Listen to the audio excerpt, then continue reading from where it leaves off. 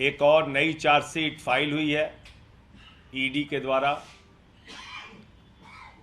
और इस चार्जशीट को देखने के बाद मुझे प्रधानमंत्री जी की तड़प पर, मुझे फंसाने की उनकी चाहत पर हंसी भी आ रही है और तरस भी आ रहा है। और उनकी तड़प, उनकी मुझे फंसाने की परेशानी को देखकर मुझे ऐसा लगता है कि प्रधानमंत्री जी आप तड़पो मत। इतना ही ज्यादा अगर मुझे फंसाने का आपने ठान लिया है अपने मन में, तो एक फोन करके बता दो कि भाई मुझे कुछ मिल तो नहीं रहा है तुम्हारे खिलाफ, लेकिन मुझे तुम्हें जेल भेजना है, भेज दो जेल, हम चले जाएंगे जेल। लेकिन ऐसी झूठी कहानियां बना के अपने आप को देश के सामने उजागर मत करो प्रधानमंत्री जी। आपकी संस्था ईडी को कॉमेडी सर्कस मत बनाओ। मजाक बन गया ईडी और ईडी की जांच, और मैं भी सिलसिलेवार करके आपके सामने बताऊंगा। आपको याद होगा पार्लियामेंट में मैंने ईडी के खिलाफ आवाज उठाई कि ईडी का मिसयूज होता है, ईडी का दुरुपयोग होता है।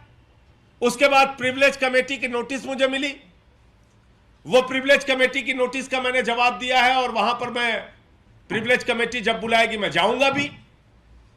उसके बाद मेरा नाम चार्जशीट में गलत ढंग से शामिल किया गया, तो मैंने ईडी को नोटिस भेजा डिफेमेशन का।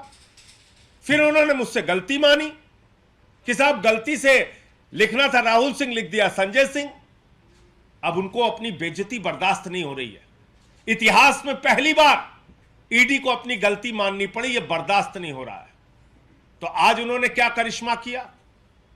उन्होंने भारतीय जनता पार्टी का एक नेता जो बीजेपी की टिकट पे चुनाव लड़ चुका है, अमित अरोड़ा, जिसने अपना खुद भाजपाइयों से एक फर्जी स्टिंग करवाया और उस स्टिंग को जारी किया, बीजेपी वालों ने उसके फर्जी स्टिंग को लेके प्रेस कॉन्फ्रेंस की, उससे एक बयान मेरे खिलाफ दिलवाया। और आप देखिए बड़ा मजेदार बयान है, बहुत ध्यान से सुनिएगा। यह शख्स अमित अरोड़ा जो बीजेपी के टिकट पे चुनाव लड़ चुका है, इसने पहला बयान दिया 6 सितंबर को, दूसरा बयान दिया 7 सितंबर को, तीसरा बयान दिया 29 नवंबर को, चौथा बयान दिया 2 दिसंबर को, पांचवां बयान दिया 3 दिसंबर को, छठवां बयान दिया 5 दिसंबर को, सातवां बयान दिया 7 दिसंबर को, आठवां बयान दिया 10 दिसंबर को, नौवां बयान दिया 13 दिसंबर को, 10वां बयान दिया 13 दिसंबर को, और उसके बाद बीच में निकल जाता है, बाहर निकलता है। और फिर इसने बयान दिया 27 मार्च को। मैं इतना अनजान व्यक्ति हूं, इतना गुमनाम व्यक्ति हूं कि अमित अरोड़ा जो 10 बार ईडी को बयान देता है, 10 बार, उसमें संजय सिंह का नाम नहीं लेता। 10 बार, ये सारी तारीखें हैं मैंने जो आपके सामने रखी है, और 10 बार इसका दिया गया बयान है ईडी के सामने। 10 बार ये शख्स जो बीजेपी के चुनाव पे टिकट पे लड़ चुका है चुनाव, अमित अरोड़ा बीजेपी के टिकट पे जो चुनाव लड़ चुका है, 10 बार के बयान में ये ईडी के सामने संजय सिंह का नाम नहीं लेता। उसके बाद जब ईडी के खिलाफ मैं लगातार बोलना शुरू करता हूं, तो इसको बाहर निकाल के मेरे खिलाफ बयान लिया गया। और क्या बयान लिया गया वो भी सुनिएगा, बड़ा मजेदार है। ऐसा बयान लिया गया जिसका इस शराब की पॉलिसी से कोई लेना देना नहीं। देखिए आप, ये चल रही है मोदी जी की जांच, ये चल रही है मोदी जी की कॉमेडी।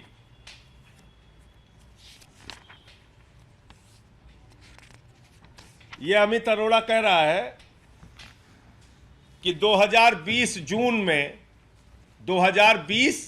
जून में जब ये शराब की पॉलिसी कहीं आई गई, इसका नाम ही नहीं था, कहीं दूर दूर तक इसका कोई लेना देना नहीं था। 2020 जून में इसने कोई एमयू साइन किया। विवेक त्यागी, अजीत त्यागी, सर्वेश मिश्रा उस मीटिंग में थे। दिनेश अरोड़ा और विवेक त्यागी के साथ मिलकर इसने कोई एमयू साइन किया, जिस एमयू का कोई अता पता नहीं। फिर कहता है कि मनीष सिसोदिया और दिनेश अरोड़ा, मनीष सिसोदिया से मिलने में संजय सिंह के साथ, दिनेश अरोड़ा के साथ मनीष सिसोदिया से मिलने में गया। संजय सिंह भी उस मीटिंग में मौजूद थे। ये दो बयान इसका आता है। फिर कहता है कि साहब जो पॉलिसी, जो जिस चीज के लिए हमने एमयू साइन किया था, वो लाइन बड़ी इंटरेस्टिंग है। कहता है कि दरअसल वो जो एमयू साइन किया था वो पॉलिसी आई नहीं। इसमें लास्ट में लिख रहा है, however this policy change did not take place since the policy of 2021 did not come and the old policy of 1920 was extended. Meanwhile, work on the new policy of 21-22 started. तो ये कह रहा है कि एक एमयू साइन हुआ, सब कुछ हुआ, लेकिन क्योंकि वो पॉलिसी आई नहीं, इसलिए उस एमयू पे कोई काम भी नहीं हुआ। ये इनका बयान है। इस तरीके से इन्वेस्टिगेशन चल रहा है, इस तरीके से जांच चल रही है। अब और मजेदार बात सुनिए। 27 मार्च को इस व्यक्ति का बयान लिया गया। याद रखिएगा, 10 बार में इसको संजय सिंह का नाम याद नहीं आया, विवेक त्यागी का भी नाम याद नहीं आया, अजीत त्यागी और सर्वेश मिश्रा का भी नाम 10 बार की पूछताछ में याद नहीं आया। हमारे किसी सहयोगी का नाम याद नहीं आया, मेरा नाम याद नहीं आया, मेरे साथ ये मनीष सिसोदिया से मिलने गया था, ये बात भी याद नहीं आई। 10 बार इससे पूछताछ हुई। मैंने सारी तारीख बता दी। जो व्यक्ति है 9 अप्रैल को उससे पूछा जाता है कि क्या कोई आपकी मीटिंग हुई थी संजय सिंह और मनीष सिसोदिया के साथ? तो दिनेश अरोड़ा कह रहा है नो, नेवर। इससे पूछ रहे हैं कि have you ever met Manish Sisodia at his residence with Amit Arora? ये 9 अप्रैल को पूछा जा रहा है। 27 को अमित अरोड़ा का बयान है और 9 अप्रैल को इनसे पूछा जा रहा है कि have you ever met Manish Sisodia at his residence with Amit Arora? ये दिनेश अरोड़ा से पूछा गया 9 अप्रैल को। तो वो कह रहा है नो, नेवर। ये भी इसी बयान में लिखा हुआ है।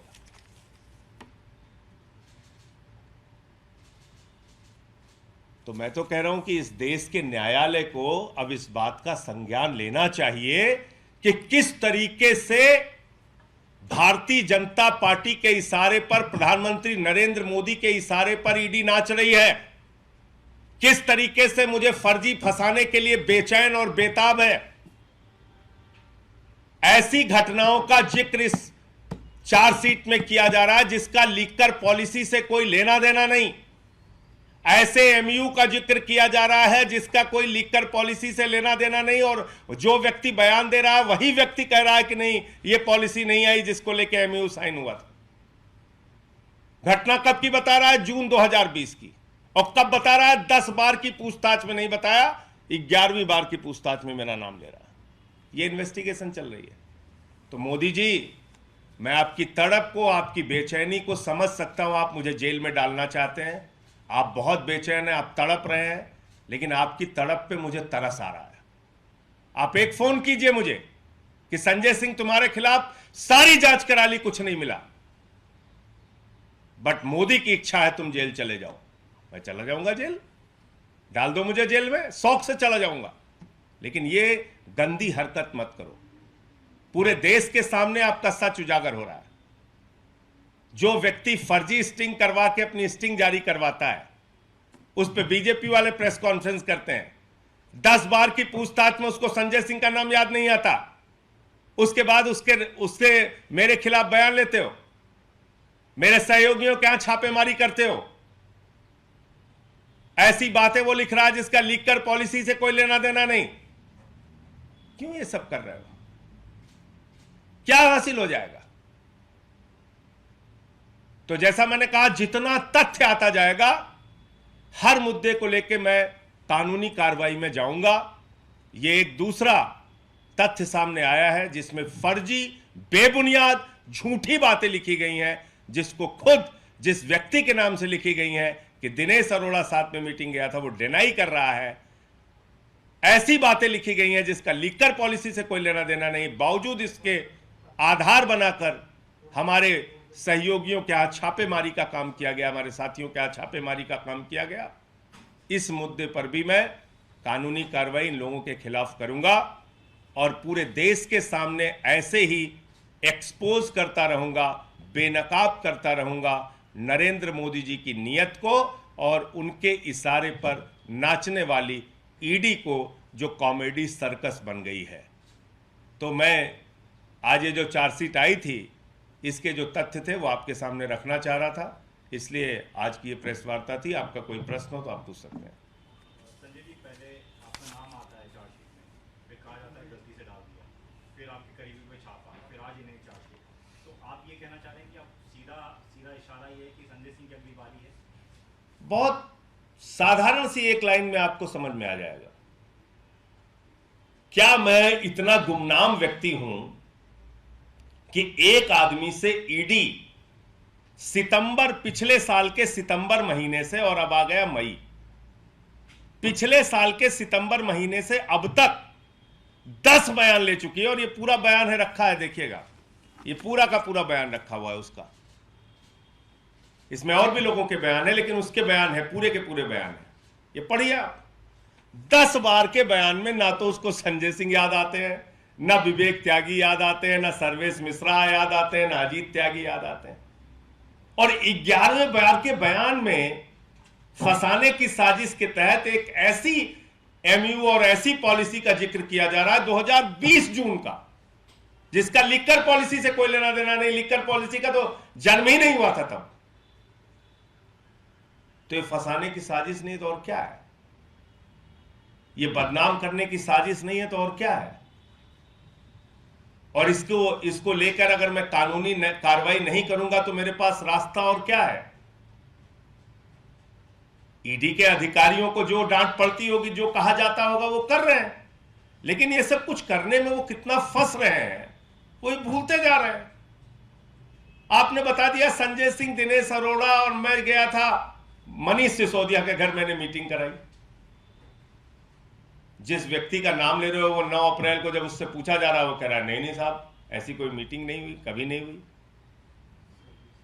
तो इसलिए मैं फिर मोदी जी से कहना चाहता हूं कि अगर आपके मन में, मैं आज दिल से कहना चाहता हूं कि मोदी जी, अगर आपके मन में संजय सिंह को फंसाने की इतनी ज्यादा तड़प और तरस है, इतनी ज्यादा आपको बेचैनी है, तो आप देश के प्रधानमंत्री हो। दूसरा काम आपके ऊपर बहुत ज्यादा है। एक फोन करके मुझे कहो कि संजय सिंह, आपके खिलाफ कुछ नहीं मिल रहा है, मुझे आपको जेल में डालना है, आप चले जाओ, मेरी संतुष्टि के लिए चले जाओ। मैं चला जाऊंगा, मैं जेल में चला जाऊंगा।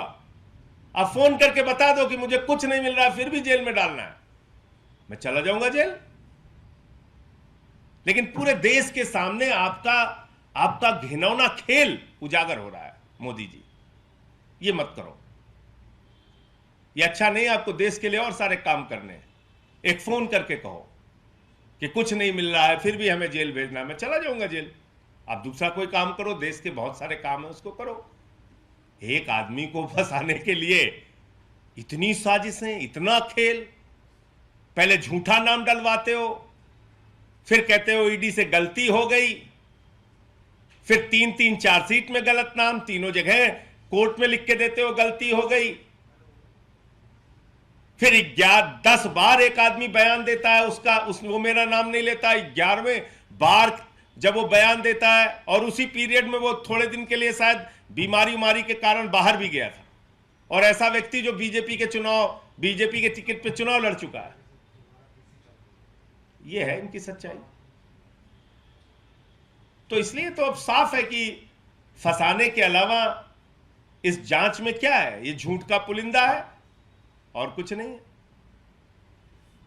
संजय जी, क्या जो आगामी चुनाव है, क्या वो कारण है जो बार बार जो है फंसाने की कोशिश की जा रही है, टारगेट किया जा रहा है हमारे? देखिए, आपको याद होगा कि ईडी के दुरुपयोग के बारे में मैंने पार्लियामेंट में स्पीच दिया था और उसमें मैंने कहा था कि ईडी का कन्विक्शन रेट 0.5% है, जिसमें बड़ा हंगामा भी हुआ था। पीयूष गोयल खड़े हो गए थे उधर से मुझे मोर्चा लेने के लिए, लेकिन मैंने उनको पूरे तथ्यों के साथ बताया कि ईडी किस तरीके से अपने पद का दुरुपयोग कर रही है और सरकार के इशारे पे विपक्ष के नेताओं को फंसाने का काम कर रही है। वहां से ये शुरुआत हुई है। निश्चित रूप से चुनाव भी उसका कारण हो सकता है, लेकिन सबसे बड़ा कारण एक दुर्भावना और नफरत से भरी हुई प्रधानमंत्री नरेंद्र मोदी जी की सोच है, जो किसी भी हालत में आम आदमी पार्टी के नेताओं को बर्दाश्त नहीं कर पा रहे हैं, जो किसी भी हालत में एक एक करके हमारे नेताओं को जेल में डालना चाहते हैं।